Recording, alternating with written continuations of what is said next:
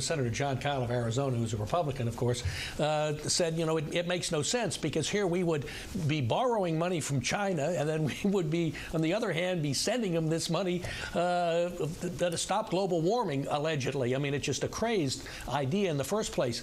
You know, what I was struck by is something Charles talked about, and that's the kleptocracy angle here. You have 130 countries, supposedly developing third world countries, and what do they want? They're there because they want money.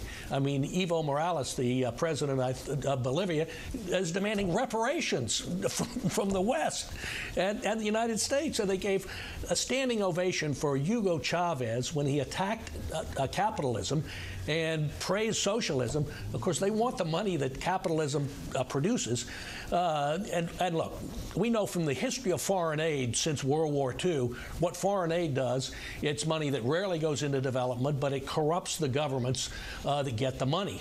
Obviously, this would too. And for Hillary Clinton, the Secretary of State, to stand up there and talk about, as Charles said, it's not just $100 billion. It's $100 billion a year to funnel money down to these countries. It's crazed. I mean, the White House, I mean, the American public's not for it. The science now of global warming is in doubt, further in doubt now that we learned from Russia that the coldest parts of Russia, a huge part of Russia, which is a huge part of the Earth, the calculations from those on global warming from those temperature stations were not included in the figuring on global warming by the folks in England and at the UN. Look, American leadership in the wrong direction. Look, you talk more about Obama doesn't want to get out in front of his the Democratic majorities in the House. How about the American people in the Senate or the House? How about the American people? The American, I can't think of a time in the history of America where the two biggest initiatives of an administration that they're pushing